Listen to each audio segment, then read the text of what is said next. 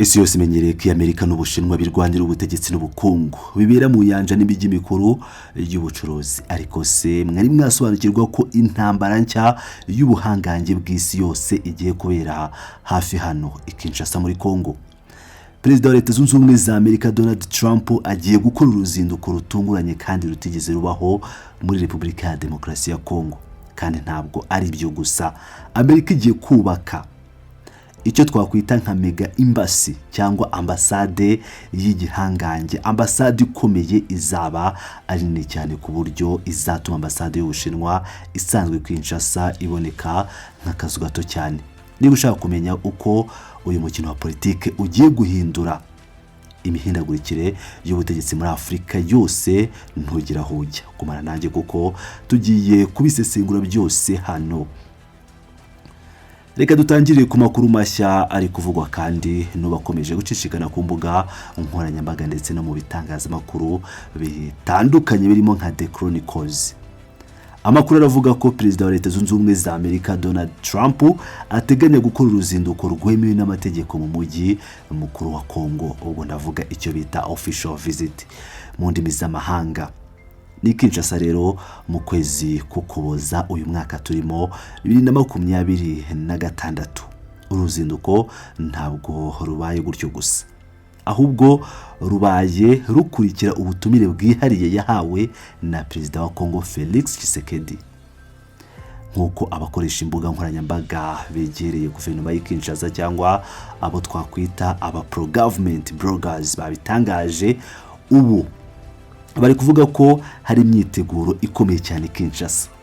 Reka twibaze kuki Donald Trump yahisemo kuza muri Kongo mu Kuboza.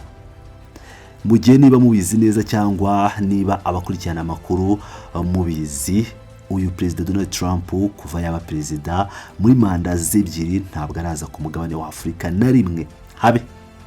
Rero ibi bishatse kuvuga iki? Ku ruhande rwa Perezida Felix Tshisekedi ubu ni intsinzi. Iyi ni intsinzi ikomeye cyane muri diplomasi kuri we. Bikaba rero bitwereka ko Kongo ishaka kwerekana ko ifite urushundura rukomeye rw'inshuti z'ubuhangange ku isi, kandi ko itakiri ku ruhande rw'Ubushinwa gusa, ahubwo ubu iri no ku ruhande rwa Leta Zunze Ubumwe za Amerika mu buryo bukomeye cyane.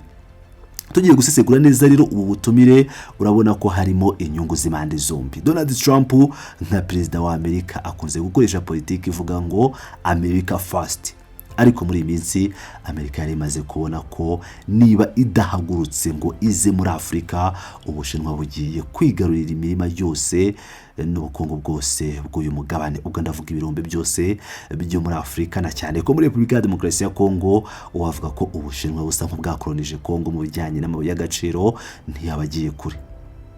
Kubw'izo mpamvu rero uruzinduko rwo mu Kuboza ruzaba rureba kure cyane kurusha gusa guhana ibiganza mu nzu ya Perezida Kinshasa. Ibi ni ibintu bikomeye cyane.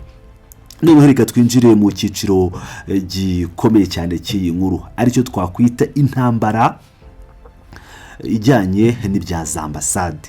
Amakuru aravuga ko Leta Zunze Ubumwe za Amerika zitajyanywe n'amagambo gusa muri Kongo, ahubwo zijyanywe n'ibikorwa bifatika. Amerika igiye kubaka ambasade nini cyane yitwa Mega US Embassy i Kinshasa. Iyi ambasade ntabwo izaba ari isanzwe y'ububanyi n'amahanga, ahubwo izaba ari umunara n'ikigo gihambaye cyane kigamije kugabanya no gupfobya uburebure n'ubuhangange bwa ambasade y'Ubushinwa isanzwe i Kinshasa.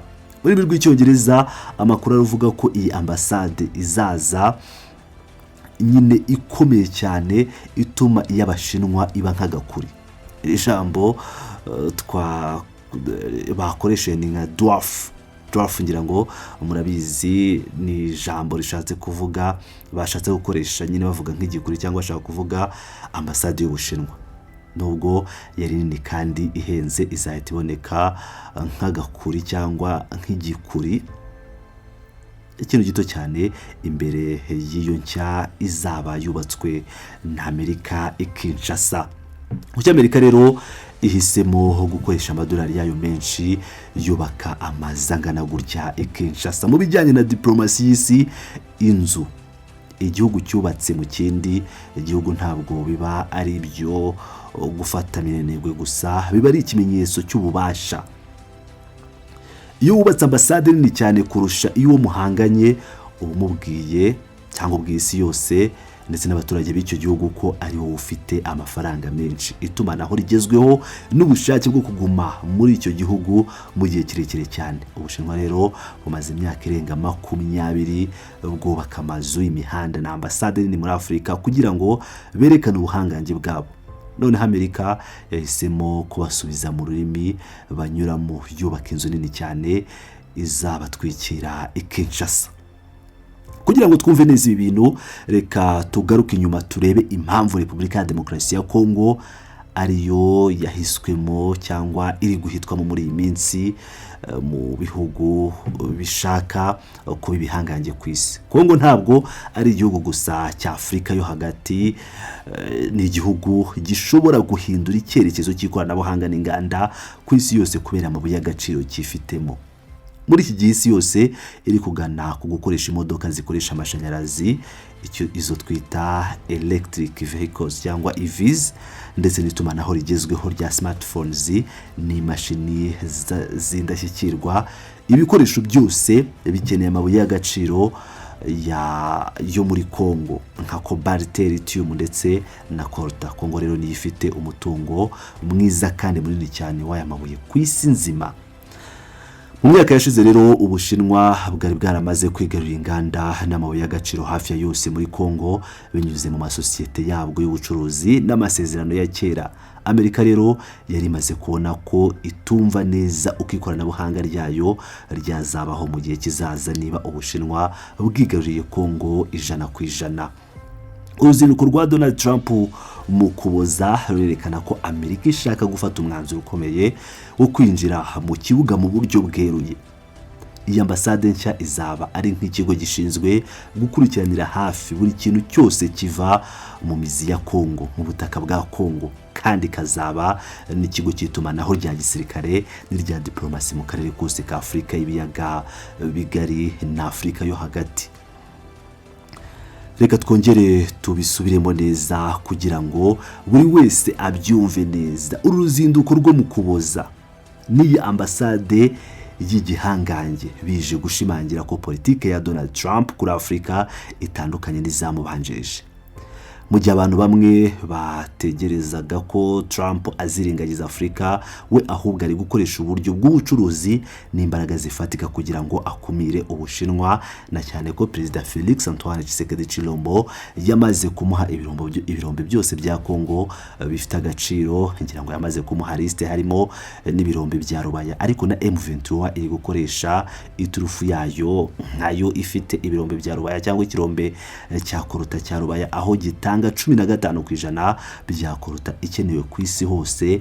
Ibi bikaba bituma rero Perezida Donald Trump avuga ati aha hantu ngomba gukora iyo bwabaga, mu gihe yari amaze manda 2 atarakandagira muri Afurika yose, ariko bakaba bagiye kuza i Kinshasa muri Repubulika Iharanira Demokarasi ya Kongo.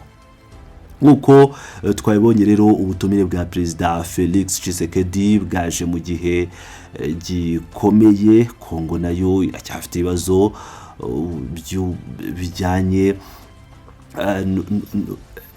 bijyanye n'umutekano muke mu burasirazuba bw'icyo gihugu, kandi ikaba iri gushaka amaboko akomeye ya politiki muri Amerika na diplomasi. Mu gutumira Trump rero, Tshisekedi arashaka kwereka abaturage ba Kongo ndetse n'amahanga ko afite inkunga y'igihugu gikomeye cyane ku isi. Amerika nayo binyuze mu kubaka iyi ambasade izasumba y'Ubushinwa iraho ubutumwa bukomeye guverinoma y'i Beijing ko i Kinshasa atari iwabo, nubwo bari barahashoye imari nyinshi. Ibi bintu rero bivuze ko mu mpera z'uyu mwaka turimo imboni z'isi yose zizaba zireba i Kinshasa. Turaza kubona diplomasi y'imihanda n'amazu, aho buri gihugu kigerageza kwerekana ko aricyo gishobora gufasha Kongo kurusha ikindi, ariko buri wese azi neza ko inyungu zibanze ari ukugenzura amabuye y'agaciro agenga ejo hazaza h'isi turimo. ese uyu mukino ugiye gukinwa hagati ya Donald Trump, Felix Tshisekedi ndetse n'abayobozi b'Ubushinwa uzagira inyungu umuturage usanzwe wa Kongo cyangwa wa Afurika? Ese Amerika izashobora gukuraho ubuhangange Ubushinwa bwari bumaze kubaka muri Kongo mu myaka 20 ishize binyuze mu kubaka ambasade nini gusa no gukora uruzinduko mu kwezi k'Ukuboza? Ibi ni ibibazo bikomeye cyane tugomba gukomeza gukurikiranira hafi. Amakuru nk'aya ngaya aratwereka ko diplomasi idashobora gusigara inyuma kandi ko ibintu bihinduka cyane buri munsi. Niba ukunze ubu busesenguzi, ukunze iyi nkuru tukugejejeho, nugenda udakanze like, udakoze subscribe, ubundi uduhe igitekerezo cyawe, utubwire ese urabona uruzinduko rwa Trump muri Kongo ruzahindura iki mu karere kacu? Twandikire. Ubutaha turaza kugaruka n'andi makuru acukumbuye kandi agizweho. Murakoze cyane, naho utaha mu yindi nkuru.